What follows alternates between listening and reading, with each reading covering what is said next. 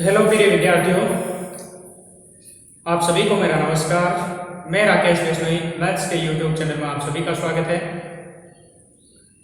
हम यहाँ पर क्लास 12 की जो मैथमेटिक्स में एक्सरसाइज है 8 वो चल रही है अपने एप्लीकेशन ऑफ डेरिवेटिव, जिसमें 8.4 तक अपन कंप्लीट कर चुके हैं। 4 पार्ट आए थे अलग अलग, वो कंप्लीट कर चुके हैं। अब आउटलाइंस के अनुप्रयोग और कहाँ होते हैं उसके बारे में अध्ययन करते हैं। अब अपना पॉइंट जो है एक्सरसाइज 8.5 के लिए है। एक्सरसाइज 8.5 इसमें टॉपिक क्या है? इसमें टॉपिक है मैक्सिमा एंड मिनिमम, उच्चिष्ट व निम्निष्ट। उच्चिष्ट एवं निम्निष्ट। उच्चिष्ट व निम्निष्ट क्या होते हैं? उच्चिष्ट व निम्निष्ट, कोई फलन y बराबर आपको fx दे रखा होगा। एक कल्पना करते हैं एक फलन की y बराबर fx, जो अंतराल x belongs to a to b में परिभाषित है, यानी इसमें कंटिन्यूअस फंक्शन है, सतत फलन। a टू b में क्या है? सतत फलन। परिभाषा देखते हैं इनकी, उच्चिष्ट और निम्निष्ट क्या होते हैं उसकी थोड़ी कल्पना करते हैं। y बराबर fx एक फलन है, x बिलोंग्स टू a से b में एक सतत फलन है। मान लो वो सतत फलन इस हिसाब से आपको ग्राफ के रूप में अंकित कर रखा है, इस हिसाब से कि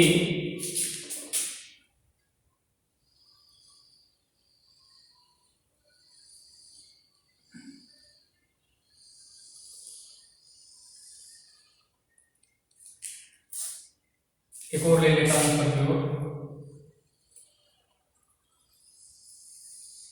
इस हिसाब से। ये मान लो आपको y बराबर fx का ग्राफ दे रखा है, जो कहां से शुरू हो रहा है, ये a मान लेता हूं, ये b मान लेता हूं, ये p पॉइंट है, q पॉइंट है, ये r पॉइंट है। इसको समझेंगे,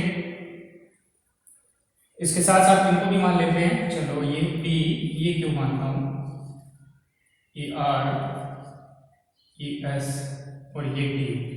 ठीक है, इसको समझते हैं क्या है p q r s। ये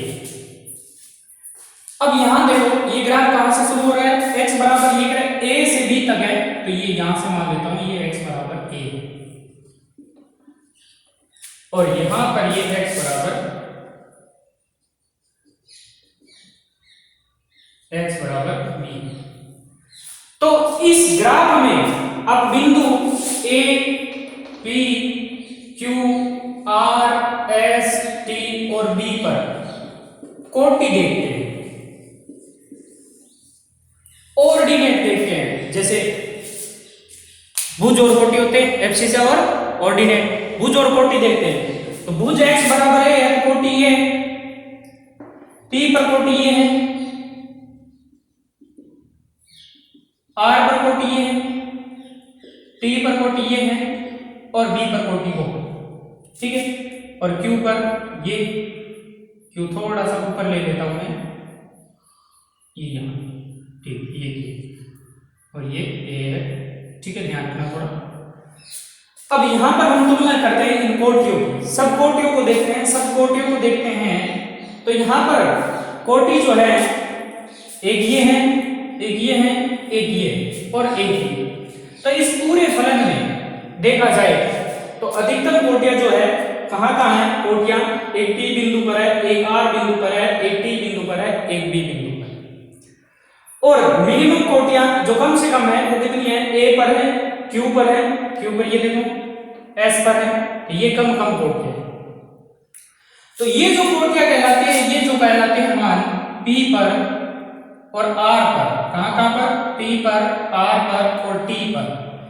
मैं A से B के बीच बात करता हूं, वहां B को हटा देता हूं, एक बार A को हटा देता हूं, P Q R S T की बात करता हूं। ठीक है, तो P, R और T पर फलन का जो मान है वो अधिकतम है, तो ये क्या कहलाते हैं? मैक्सिमम पॉइंट, उच्चिष्ट बिंदु।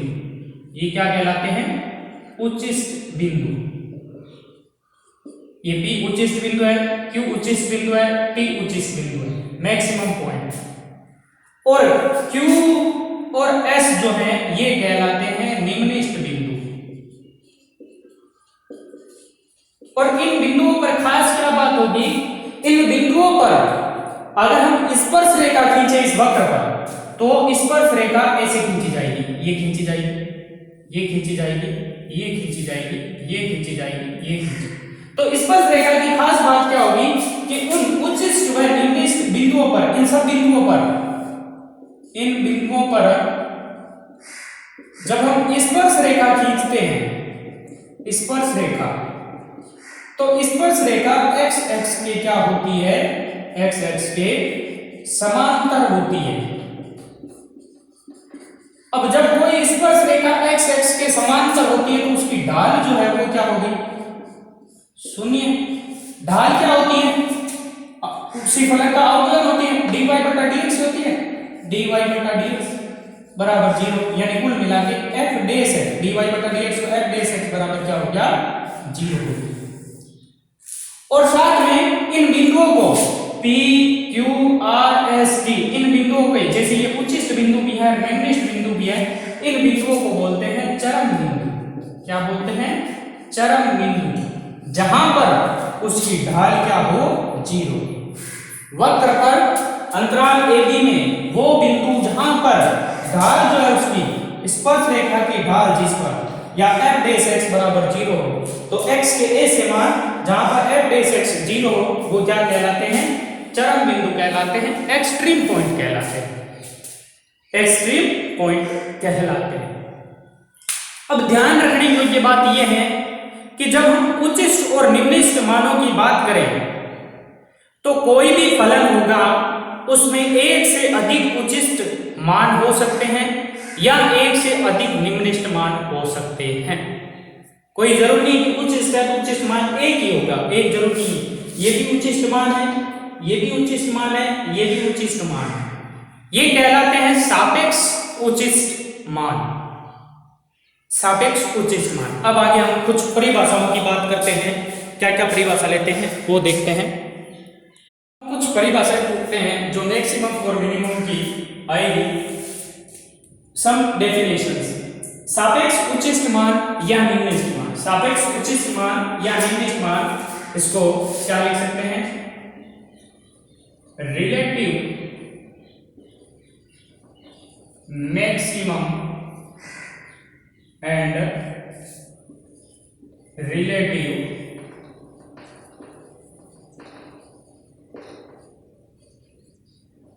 मिनिमम।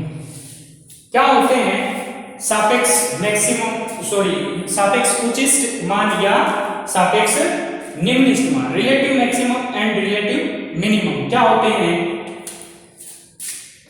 फलन या वक्र कह सकते हैं, y बराबर fx, डेफिनेशन है इसकी, y बराबर fx के प्रांत के बिंदु C पर FC, x बराबर C रखेंगे तो FC उच्चिष्ट मान कहलाता है,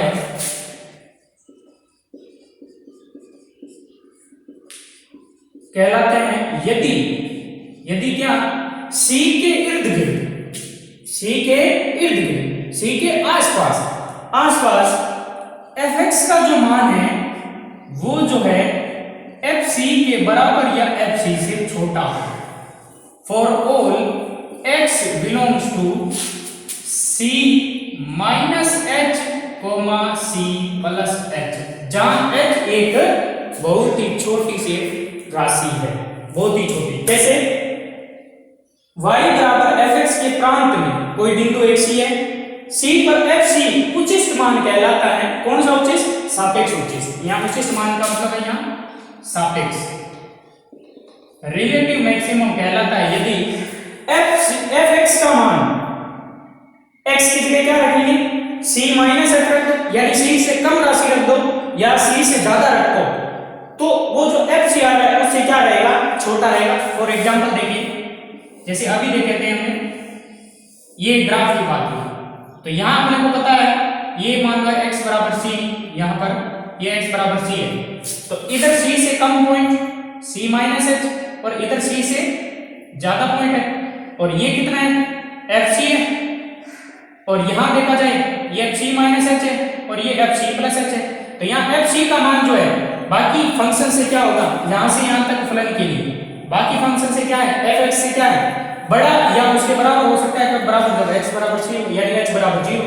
तो यानी कहने का मतलब होगा कि x बराबर जो c है उस पर फलन का मान क्या है, बड़ा है बाकी अन्य फलन से fx से, तो बड़ा है या उसके बराबर है, तो उस बिंदु पर वो कौन सा मान कहलाता है, सापेक्ष उच्चिष्ट मान कहलाता है। और दूसरी बात करें सापेक्ष निम्निष्ठ मान की, तो सापेक्ष निम्निष्ठ y बराबर fx के बिंदु प्रांत के बिंदु x बराबर c पर सापेक्ष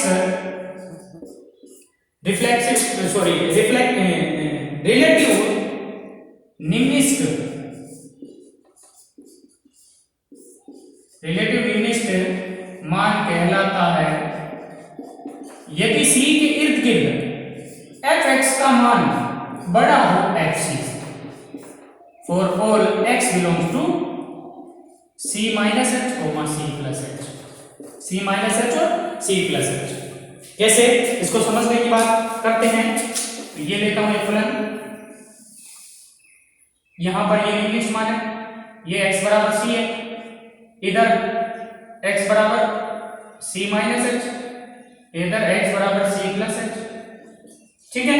तो यहां पर ये कोटि यहां इतनी है और ये कोटि क्या है, ज्यादा है, ये कोटि भी क्या है, इस x बराबर c पर fc जो है उससे ज्यादा है, कौन, x बराबर c माइनस h की जो कोटि है वो बड़ी है, और x बराबर c प्लस h की कोटि भी क्या है, बड़ी, किससे, fc से। यानी कि fc का मान जो है वो fx से छोटा या उसके बराबर है, या उल्टा बोला जाए fx का मान greater than equal to fc है। तो x बराबर c पर क्या कहलाता है, सापेक्ष निम्निष्ठ मान कहलाता है। यह तो हुई सापेक्ष उच्चिष्ट मान और सापेक्ष निम्निष्ठ मान। इस रिलेटिव मैक्सिमम वैल्यू को आप direct उच्चिष्ट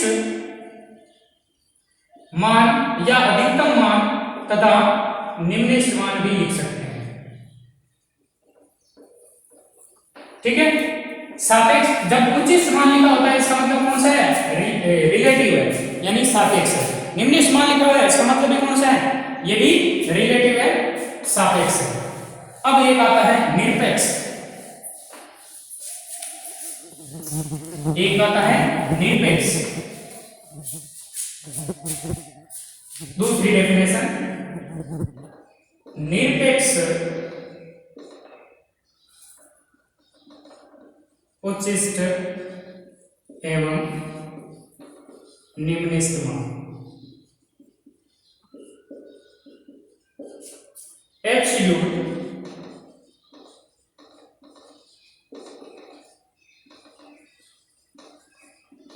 maximum and absolute minimum. ये क्या होती है, वही उसी प्रकार का है कि फलन y बराबर fx के बिंदु x बराबर c पर fc निरपेक्ष इसी का होगा उसके प्रांत में, कि प्रांत में, ये ध्यान रखना, डोमेन होना चाहिए, x का प्रांत क्या है, fx का। निरपेक्ष उच्चिष्ट मान कहलाता है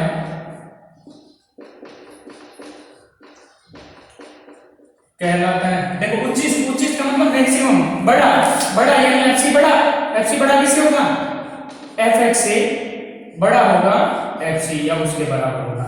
अब यहां पर ये तुलना नहीं होगी कि c से थोड़ा कम या c से थोड़ा ज्यादा, c कुछ भी हो,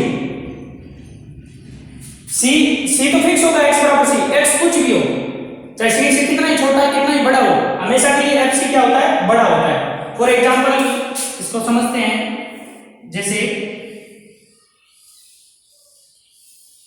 ये मान लो एक ग्राफ है, ठीक है। अब अपने को पता है यहां उच्चिष्ट मान है यहाँ भी उच्चिष्ट मान है, यहाँ उच्चिष्ट मान है, तो मैं यहाँ से लेकर यहाँ तक की बात करती हूँ। इस ये x बराबर a है और ये x बराबर b है, तो इसमें से कौन से उच्चिष्ट मान है, कौन से सापेक्ष उच्चिष्ट मान है? सापेक्ष जो अभी रिलेटिव देखे थे वो है, और कौन से निरपेक्ष है? ये भी उच्चिष्ट बिंदु है, ये भी उच्चिष्ट बिंदु है, ये भी उच्चिष्ट बिंदु है, लेकिन सबसे बड़ा कौन है? x बराबर c, इसके बीच में कोई भी एक रख दो, कोई भी एक रख दो, तो ये सबसे, इसकी कोटि सबसे ज्यादा है, इसकी कोटि सबसे ज्यादा है, तो सबसे ज्यादा है वो कहलाता है निरपेक्ष। यानी कि इसमें से x बराबर c के अलावा कुछ भी रख दो, इस पूरे फलन के इस प्रांत में से कुछ भी रख दो, fc का मान हमेशा बड़ा होता है। लेकिन यहाँ इसकी बात करता हूं, तो इसमें जैसे ये x बराबर c पर कोटि है, ये इतनी x बराबर c पर है, तो इसके इर्द गिर्द देखा जाए तो ये fc बड़ा है, लेकिन आगे जैसे यहाँ इस पे देखा जाए, इस पे, तो ये जो बिंदु है x बराबर d मान लिया, तो x बराबर d पर जो है ये बिंदु ये कोटि ज्यादा होगी, तो इसके हिसाब से ये निरपेक्ष नहीं कहलाता। निरपेक्ष कौन सा होगा? पूरे प्रांत में a से b में सबसे बड़ा जो मैक्सिमम वैल्यू है वही आपका क्या होता है? निरपेक्ष उच्चिष्ट मान होता है, सबसे बड़ा। और बाकी ये जो मान है ये उच्चिष्ट जरूर कहलाते हैं, सापेक्ष उच्चिष्ट भी कहते हैं। तो ये सापेक्ष उच्चिष्ट है, ये भी सापेक्ष उच्चिष्ट है, इसको भी सापेक्ष उच्चिष्ट बोल सकते हैं, लेकिन सापेक्ष उच्चिष्ट की बजाय ये कौन सा है? निरपेक्ष है। ठीक है, ये ध्यान रखना। इसी प्रकार x बराबर c पर निरपेक्ष जो एब्सोल्यूट मिनिमम कहलाता है, निम्नलिखित मान कहलाता है यदि उल्टा हो जाए कि fx बड़ा हो जाए fc से, for all c belongs to a b। प्रांत a b माना इसमें, तो a और b के बीच में, तो ये क्या कहलाता है? निरपेक्ष निम्नलिखित मान। ठीक है, ये निरपेक्ष निम्नलिखित मान हो गया, सापेक्ष, दोनों में कोई फर्क नहीं है। बस फर्क इतना है कि वहां पर c के इर्द गिर्द जो होता है वो fc का मान बड़ा होता है fx से, तो सापेक्ष उच्चिष्ट मान कहलाता है। और यहाँ प्रांत के प्रत्येक बिंदु पर fc का मान fx से क्या होता है? बड़ा या बराबर होता है, तो वो निरपेक्ष उच्चिष्ट मान कहलाता है। और छोटा होने के कारण वो क्या कहलाता है? निम्नलिखित मान कहलाता है। तो ये इसकी कुछ डेफिनेशन थी। अब नोट कुछ बात है, इंपॉर्टेंट बातें हैं, वो ध्यान रखनी है। क्या ध्यान रखनी है? नोट क्या है? सापेक्ष उच्चिष्ट मान तथा सापेक्ष निम्नलिखित मान को सामान्यतः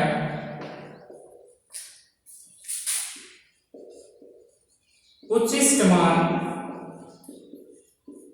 तथा निम्नलिखित मान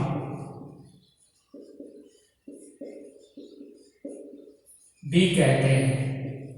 तो सामान्यतः जहां उच्चिष्ट मान और निम्नलिखित मान की बात हो रही है, इसका मतलब कौन से हैं? सापेक्ष। एक तो ये हो गया। दूसरा पॉइंट क्या है, ध्यान रखने योग्य बात है कि एक वक्र y बराबर fx में एक से अधिक उच्चिष्ट मान तथा एक से अधिक उच्चिष्ट मान की मतलब यहां पर सापेक्ष है, एक से अधिक निम्नलिखित मान हो सकते हैं। क्लियर? ये ध्यान रखना। जबकि निरपेक्ष उच्चिष्ट मान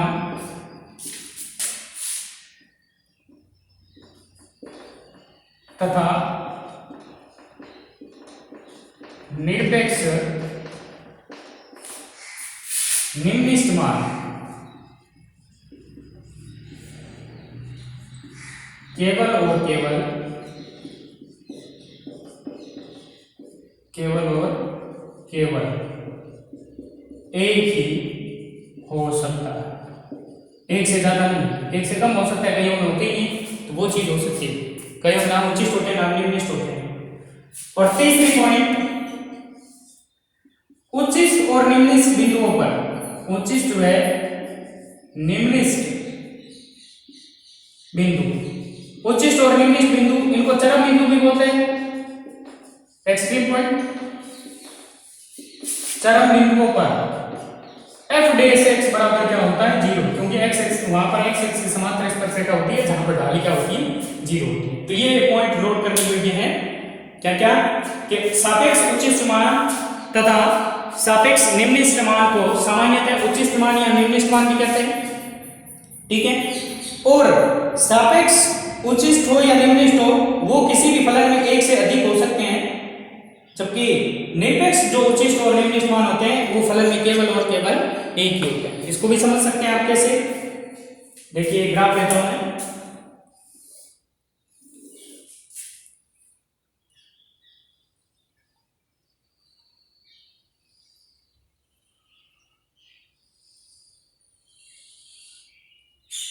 ये ले लिया मैंने यहां तक, ठीक है। ये ग्राफ है, ये है ए पॉइंट, ये पी, ये क्यू, ये आर, ये एस और ये टी, ये इसको बी ले, ठीक है। ये है एक्स बराबर बी पर कोटि, कोटि ये इतना मान, ये एक्स बराबर ए पर कोटि इतना मान, ये पी पर कोटि, ये क्यू पर कोटि, ये आर पर और ये एस पर कोटि।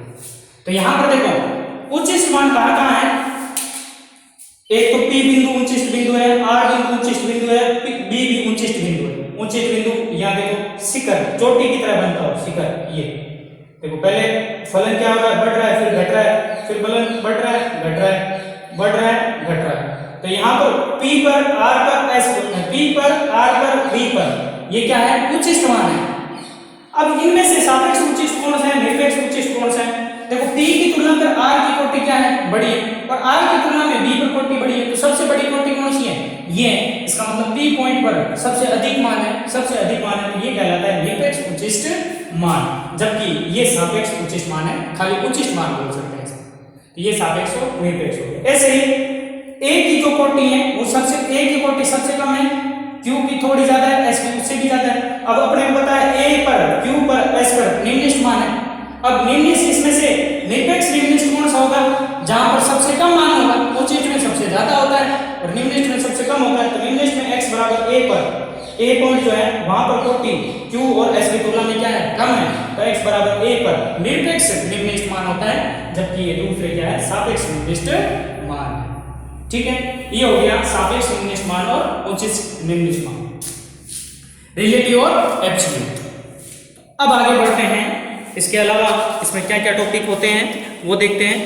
अब आवश्यक प्रतिबंध क्या क्या है वो देखते हैं। फलन के चरम मान के लिए आवश्यक प्रतिबंध, चरम मान कौन से होते हैं, चरम मान क्या होते हैं, x के वे मान जिसमें उच्चिष्ट या निम्निष्ट मान होते हैं, जैसे अपने ग्राफ देखा था, x के जो जो मान जहां पर उच्चिष्ट मान और निम्निष्ट मान थे वो उसके क्या क्या कहलाते हैं, चरम मान कहलाते हैं। अब इसके लिए आवश्यक शर्त क्या है, प्रतिबंध क्या है, y बराबर fx एक फलन है जो क्या है, अवकलनीय है। y बराबर fx एक अवकलनीय फलन है। x बराबर चरम मान x बराबर c के लिए आवश्यक प्रतिबंध क्या होता है, नेसेसरी कंडीशन क्या होती है, आवश्यक प्रतिबंध। आवश्यक प्रतिबंध होता है कि f डैश c जो है वो 0, f डैश c 0, x बराबर c पर f डैश c 0, यानी x बराबर c पर उसकी ढाल क्या है, 0, क्योंकि चरम मान उच्चिष्ट बिंदु और निम्निष्ट बिंदु की बात होती है। उच्चिष्ट बिंदु और निम्निष्ट बिंदु पर ढाल क्या होती है, x x के समांतर रेखा बनती है, 0 होती है, तो f डैश c क्या होता है, 0। पॉइंट बी नोटेड, आवश्यक प्रतिबंध है f dash c equal to 0, x बराबर c पर, तो x बराबर c क्या कहलाता है, उसका चरम मान कहलाता है। ये क्या है, आवश्यक प्रतिबंध, लेकिन ये पर्याप्त नहीं है, लेकिन ये पर्याप्त नहीं है। किसके लिए पर्याप्त नहीं है, उच्चिष्ट और निम्निष्ट मान निकालने के लिए पर्याप्त नहीं है। तो चरम मान के लिए पर्याप्त प्रतिबंध, ये पर्याप्त है वो देखते हैं, ये देखते हैं। उचित और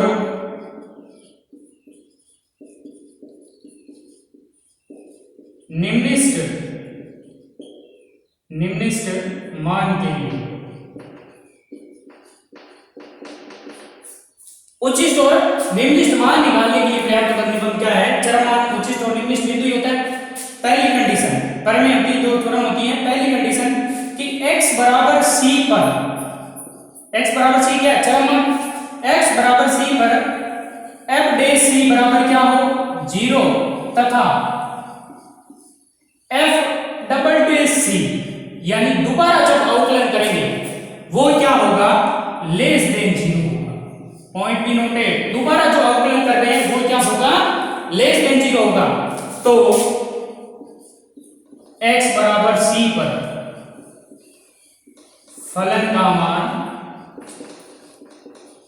उचित होगा। ठीक है, अर्थात उचित के लिए क्या कह सकते हैं? अर्थात उचित के लिए, तो उचित के लिए हम क्या करेंगे? x बराबर c पर उचित चेक करना है तो उस पे f डैश c बराबर 0 होता है और साथ में दूसरी condition f double dash c वो लेस देन 0 ऋणात्मक आना चाहिए। ये ध्यान रखना, ऋणात्मक आना चाहिए उचित के लिए। तो x बराबर c पर उचित। दूसरी कंडीशन x बराबर c पर f डैश c बराबर 0, ये तो क्या है? आवश्यक है। चरम मान उचित और निम्नलिखित की बात होती है तो f डैश c 0 ही होता है। तथा f डबल डैश यानी दोबारा अवकलन वो आ जाए ग्रेटर देन 0 हो तो x बराबर c पर फलन का निम्नलिखित मान होता है, निम्नलिखित मान होता है, यानी कि f double dash c greater than 0 होता है। दोबारा जब अवकलन करते हैं तो x बराबर c पर उसका अवकलन जो है वो लेस देन 0 आ जाए तो होता है उचित, ग्रेटर देन 0 आ जाए तो निम्नलिखित। ग्रेटर देन 0 आने पे निम्नलिखित और लेस देन 0 आने पे उचित मान होते हैं। ये क्या है? पर्याप्त प्रतिबंध। किसी भी फलन के x बराबर c जो चरम बिंदु था उसको उचित और निम्नलिखित मान सिद्ध करने के लिए। ठीक है, क्लियर? तो इस प्रकार से चरम बिंदु अपने परिभाषित हो गए। और अगली कंडीशन ये आ जाए, मान लो f डबल डैश c बराबर 0 आ जाए, जैसे यहाँ लेस देन 0 ग्रेटर देन 0 उसके बराबर 0 आ जाए तो वो नति परिवर्तन बिंदु कहलाता है, पॉइंट ऑफ इन्फ्लेक्शन कहलाता है, यानी दोबारा अवकलन भी क्या आ जाए? 0 आ जाए। इस प्रकार से आपको ये ध्यान रखना है, पहले उसका एक बार अवकलन करेंगे तो उसका मान 0 आना चाहिए और दोबारा अवकलन पॉजिटिव आने पर निम्नलिखित मान होता है, नेगेटिव आने पर उचित मान होता है। तो ये तो होता है उचित और निम्नलिखित मान निकालने के लिए कंडीशनें होती है। ये तो आवश्यक प्रतिबंध है, यानी खाली इतना ही काफी नहीं है उचित और निम्नलिखित के लिए। ये आवश्यक प्रतिबंध किसके लिए है? खाली कि ये या तो उचित बिंदु या निम्नलिखित यानी चरम मान के लिए पर्याप्त प्रतिबंध, आवश्यक प्रतिबंध। लेकिन चरम मान में पर्याप्त प्रतिबंध यानी उचित और निम्नलिखित मान निकालने के लिए क्या है? आवश्यक प्रतिबंध ये पर्याप्त प्रतिबंध ये इसमें दोहरा अवकलन करना पड़ता है। जो लेस देन 0 होता है वो तो उचित मान होता है, ग्रेटर देन 0 पर निम्नलिखित मान होता है। और दोबारा अवकलन 0 आ जाए तो वहां पर नति परिवर्तन होता है, पॉइंट ऑफ इन्फ्लेक्शन होता है, नति परिवर्तन बिंदु होता है। अब बात करते हैं फलन के उचित और निम्नलिखित के गुणधर्म। फलन के उचित व निम्नलिखित के गुण। अब देखिए ब्लैक बोर्ड पे जो व्हाइट बोर्ड है अपने उस पे मैंने कुछ गुणधर्म लिखे हैं, फलन के उचित तथा निम्नलिखित होने के गुणधर्म। इन गुणधर्मों को समझते हैं क्या है? यदि f(x) एक सतत फलन है, कंटीन्यूअस फंक्शन है और उसका रेखा चित्र यानी उसका आलेख जो है, ग्राफ जो है उसको खींच सके तो हम आसानी से निम्नलिखित गुण को देख सकते हैं, गुणधर्म को देख सकते हैं। एक फलन क्या है? सतत फलन है, उसका मैं ग्राफ है, ग्राफ बनाते हैं उसका।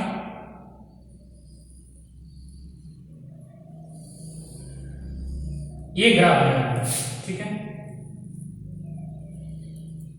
यहां तक ऐसा ग्राफ है, ठीक है, अब अपने को पता है ये कौन सा बिंदु है, जैसे इसको नाम दे दिया, इस यहां से शुरुआत करता हूं, P Q R S, ठीक है।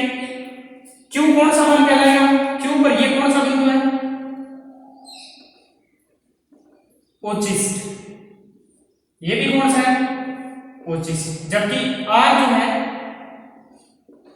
वो निम्निष्ठ है, ठीक है। P भी क्या है, निम्निष्ठ है। ग्राफ से पता चल रहा है,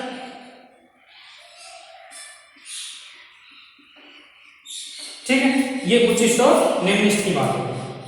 अब पहली शर्त क्या है, पहला गुणधर्म क्या है, फलन fx के दो समान मानों के मध्य, यानी fx का मान समान बराबर हो, मध्य कम से कम एक उच्चिष्ट या निम्निष्ठ बिंदु अवश्य होता है। जैसे समान मान का मतलब है x के एक समांतर लाइन खींच रहा हूं, ये x के समांतर एक लाइन खींची,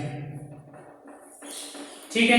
तो x के समांतर लाइन खींची, तो इस पर fx का मान यहां से यहां तक, इस पर भी फलन का मान यहां से यहां तक, और एक बिंदु ये ले लेता हूं, इस पर भी फलन का मान यहां से यहां तक, ठीक है। यहां पर भी x के मान अलग अलग है, इन पे x यहां अलग है, यहां अलग है, यहां अलग है, लेकिन fx जो है वो बराबर है, ये देखो कोटि सब में बराबर है।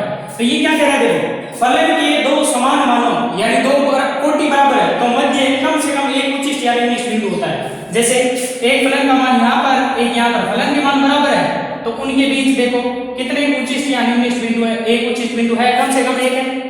यहां और यहां की बात करते हैं तो फलन के मान बराबर है, तो इनके मध्य भी देखो कम से कम एक उच्चिष्ट बिंदु या निम्निष्ठ बिंदु हो सकता है। तो यहां पर दो उच्चिष्ट बिंदु आ रहे हैं बीच में, इसकी और इसकी बात करते हैं, और एक निम्निष्ठ बिंदु भी आ रहा है। तो पहला गुणधर्म समझ में आ गया, बिल्कुल कोई दिक्कत नहीं, यानी कि दो समान मानों के मध्य कम से कम एक उच्चिष्ट और निम्निष्ठ होता है। इन दोनों बिंदुओं पर बात करें यहां से यहां तक की, तो यहां पर फलन बराबर है, तो इनके बीच में एक उच्चिष्ट है। यहां पर बात करें इसकी और इसकी, तो इनके बीच में एक निम्निष्ठ है, यानी फलन के दो समान मानों के मध्य कम से कम एक उच्चिष्ट या एक निम्निष्ठ मान अवश्य विद्यमान होता है।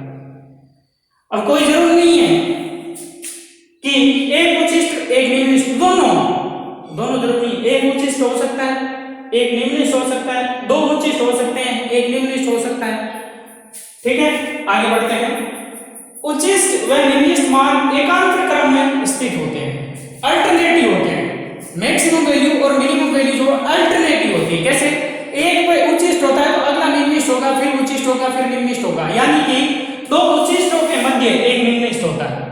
एकांतर क्रम को ऐसे भी डेफिनेशन दे सकते हैं कि दो उच्चिष्ट मानों के मध्य, दो उच्चिष्ट के मध्य एक निम्निष्ठ बिंदु होता है, ये उच्चिष्ट बिंदु, ये उच्चिष्ट बिंदु, इनके मध्य निम्निष्ठ बिंदु। एकांतर क्रम होते हैं कैसे, एक पहले अगर निम्निष्ठ आ गया, फिर अगला उच्चिष्ट होगा, उच्चिष्ट के बाद निम्निष्ठ, फिर उच्चिष्ट निम्निष्ठ, ऐसे चलता रहता है, ठीक है, अल्टरनेटिव होते हैं। अब ये पार्ट जो है थर्ड इंपॉर्टेंट है, इसको समझना। ये न्यूमेरिकल में अपने जो क्वेश्चन है उसमें काम लेंगे, स्टार लगा दिया, काम कैसे लेंगे वो देखो, ठीक है। तो ये उसमें काम लेंगे, इसलिए मैंने स्टार लगाया। इसको रफ कर देता हूं एक बार, इसको समझने का प्रयास करते हैं अच्छी तरीके से। ये आपका जो दिया हुआ ग्राफ था वो है, उसकी बात हो रही है। अब देखो क्या कहता है, x उस मान से गुजरता है जब f डैश x का मान, x का धन चिन्ह से ऋण होता है, यानी f x का मान उस मान से गुजरता है जहां पर f डैश x का जो चिन्ह है वो पॉजिटिव टू नेगेटिव होता है, तब fx उच्चिष्ट बिंदु से गुजरता है। अब ये कह रहा है fx उच्चिष्ट बिंदु से गुजरता है, तो इसमें से एक उच्चिष्ट बिंदु सेलेक्ट करता हूं, ये उच्चिष्ट बिंदु है, इसमें सेलेक्ट करता हूं। अब यहां x बराबर क्या है, यहां x बराबर जैसे मान लिया मैंने c है, तो x बराबर c पर उच्चिष्ट मान है, अपने को ये पता है, ग्राफ को देख के बता दिया। इधर c से कम, इधर c से क्या होगा, ज्यादा, इधर c से कम है, तो इधर c से जब कम है तो फलन देखो यहां से ऊपर चढ़ रहा है, तो यहां पर फलन कौन सा फलन है, इधर देखिए फलन ग्राफ ऊपर चढ़ रहा है, जैसे जैसे x बढ़ रहा है fx का मान ऊपर चढ़ रहा है, तो यहां पर ये कौन सा ग्राफ है, ये वर्तमान फलन है, यहाँ इंक्रीजिंग फंक्शन है, वर्तमान फलन है, पता चल रहा है वर्तमान।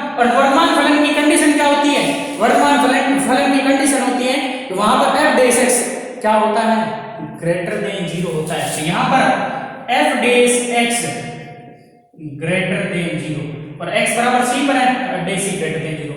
और इधर ये ग्राफ देखो नीचे ढलान की ओर जा रहा है, नीचे की तरफ जा रहा है, तो यहाँ पर ये कौन सा है, हासमान फलन है। कौन सा फलन है, हासमान फलन। और हासमान फलन की कंडीशन होती है कि F dash x less than 0। तो यहां देखो ये ग्रेटर देन 0, जब x बराबर c से पहले की बात करें तो एफ डेस x का मान ग्रेटर देन 0, इसका मतलब कौन सा है, पॉजिटिव चिन्ह है, एफ डेस x पॉजिटिव है। और जब x बराबर c से ज्यादा की बात करें, एफ डेस x नेगेटिव आ रहा है तो माइनस आ गया। तो यहां पर चिन्ह क्या हुआ, x बराबर c पर उच्चिष्ट मान होगा, x ऐसे बिलोंग करेगा कि x से पहले एफ डेस x ग्रेटर देन 0 धनात्मक हो और x बराबर c के बाद में एफ डेस x लेस देन 0 यानी नेगेटिव हो। तो धन चिन्ह से कैसा चिन्ह बन जाए, ऋण होता है, तो fx कौन सा बिंदु कहलाता है, उच्चिष्ट बिंदु कहलाता है। समझ में आ गया उस ग्राफ से, कैसे कि x बराबर c पर उच्चिष्ट होगा यदि x जब c से कम है तो एफ डेस x ग्रेटर देन 0, धन चिन्ह, c से कम है तो एफ डेस x 0 से बड़ा धन चिन्ह, तथा जब x ग्रेटर देन c हो तो एफ डेस x लेस देन 0। तो उस कंडीशन में x बराबर c पर कौन सा बिंदु होगा, उच्चिष्ट बिंदु होगा, यानी धन चिन्ह से पॉजिटिव से नेगेटिव बन रहा है। तो कौन पॉजिटिव से नेगेटिव बन रहा है, एफ डेस x। क्लियर। फिर इसको एग्जांपल लेंगे, उदाहरण जब करेंगे या क्वेश्चन करेंगे तो इसको बिल्कुल एकदम अच्छी तरीके से समझ में लेंगे, समझ में आ जाएगा वो। अब ये तो है उच्चिष्ट की बात करें, इसी प्रकार निम्निष्ठ की भी बात करते हैं तो उसमें क्या होता है वो भी देख लेते हैं। इसी का पॉइंट है अगला नेक्स्ट, चाहे तो फोर्थ पार्ट डाल दो बोले, नहीं तो इसी में पॉइंट कर सकते हैं। x उस मान से गुजरता है जब एफ डेस x का मान, एफ डेस x का चिन्ह ऋण से धन होता है, यानी कि नेगेटिव से पॉजिटिव होता है, उल्टा चिन्ह। तब एफ जो है वो किस बिंदु से गुजरेगा, निम्निष्ठ बिंदु से गुजरता है। इसको भी समझ लेते हैं कैसे। अब किसकी बात हो रही है, निम्निष्ठ बिंदु की बात हो रही है। इसमें से निम्निष्ठ बिंदु मैं सिलेक्ट करता हूं, इसमें से निम्निष्ठ बिंदु कौन सा सिलेक्ट कर लेता हूं, आर सिलेक्ट कर लेता हूं। निम्निष्ठ बिंदु आर भी कोई भी सिलेक्ट कर सकते हैं, आर निम्निष्ठ बिंदु है। तो आर निम्निष्ठ बिंदु है, निम्निष्ठ है, तो आर से पहले देखो ये ग्राफ नीचे की ओर खिसक रहा है, एक्स इधर जा रहे हैं, बढ़ रहे हैं, एक्स बढ़ रहा है लेकिन ग्राफ नीचे आ रहा है, एफ छोटा हो रहा है। तो ये कौन सा फलन है, ये यहां पर बात करें तो ये कौन सा फलन है, हासमान। और हासमान की कंडीशन क्या होती है, f dash x is less than 0, क्या हुआ, ऋणात्मक। और आर के जब इस बिंदु के आगे बात करें तो ये कौन सा फलन है, इधर देखो मैंने लिखा क्या है, वर्तमान फलन, पॉजिटिव आ गया। तो ये चिन्ह देखो नेगेटिव से क्या हो रहा है, पॉजिटिव हो रहा है। तो नेगेटिव से पॉइंट पॉजिटिव होता है तो इनके बीच में एक बिंदु ऐसा आता है जिस पर वो कौन सा बिंदु कहलाता है, निम्निष्ठ बिंदु। तो फलन कहां से गुजरता है, निम्निष्ठ बिंदु से गुजरता है। तो निम्निष्ठ बिंदु से गुजरता है तो वही चीज लिखता हूं, x बराबर c पर निम्निष्ठ होगा यदि x जब लेस देन ऑफ c से छोटा हो तो उसमें क्या होना चाहिए, f डेस x वो क्या होगा, लेस देन 0 यानी कि नेगेटिव होगा। तथा जब x ग्रेटर देन c हो तो उसमें f डेस x वो ग्रेटर देन 0 पॉजिटिव हो। तो यहाँ देखो सी बढ़ने पर फलन, सी का मान बढ़ाने पर, कम करने पर, यानी सी के इर्द गिर्द की बात हो रही है। सी से पहले एफ डैश एक्स नेगेटिव, सी के बाद में F dash x positive, F dash x positive. तो वो फलन किससे गुजर रहा है? कौन एक्स बराबर सी कौन सा बिंदु कहलाता है? निम्नलिखित बिंदु कहलाता है। और अगली कंडीशन ये आ जाए, पांचवा पॉइंट अपन देखते हैं, अगर वहां पर चिन्ह नहीं बदलता, वहां पर चिन्ह नहीं बदलता, पांचवी, x बराबर सी पर या यूं कह सकते हैं x उस मान से गुजरता है जब f डैश x का चिन्ह अपरिवर्तित रहता है, चिन्ह बदलता नहीं है, तो वह बिंदु नति परिवर्तन बिंदु होता है, नति परिवर्तन बिंदु होता है। Point of reflection, sorry inflection, point of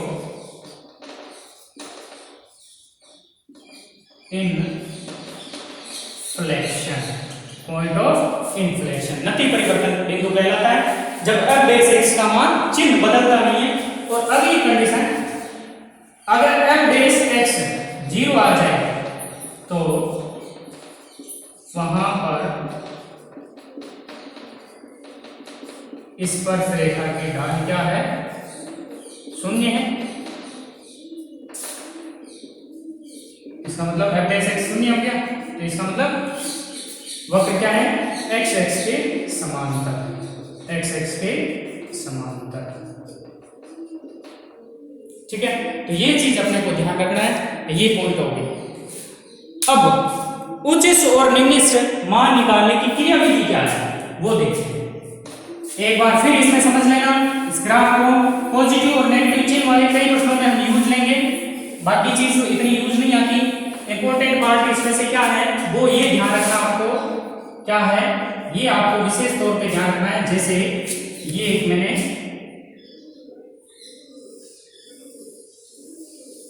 ये ग्राफ लिया, ठीक है, ये ग्राफ बना दिया, ये कौन सा बिंदु अपने को उच्चिष्ट बिंदु है, तो ग्राफ कहां से गुजर रहा है?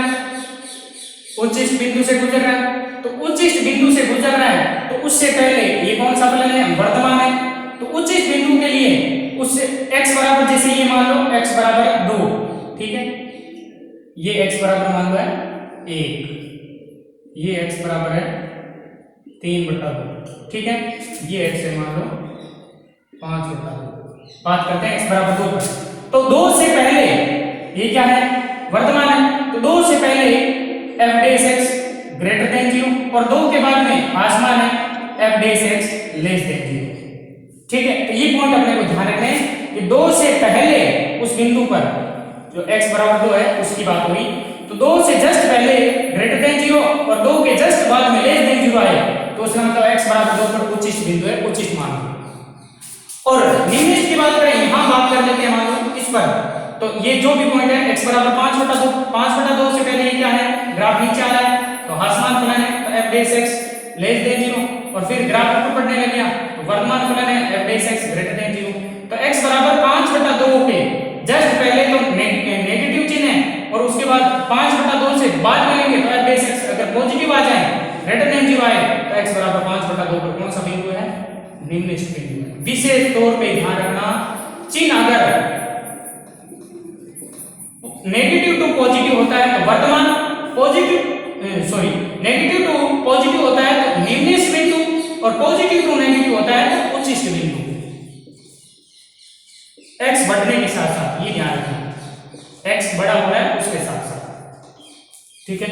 निम्नलिखित के लिए नेगेटिव टू पॉजिटिव, ऋण चिन्ह से धन होता है तो निम्नलिखित बिंदु होता है वहां पे, और धन चिन्ह से ऋण होता है, पॉजिटिव टू नेगेटिव होता है तो वहां पर उच्चिष्ट मान होता है। तो इस प्रकार से ये क्या हो गया? गुणधर्म में उच्च और निम्नलिखित की बात हो।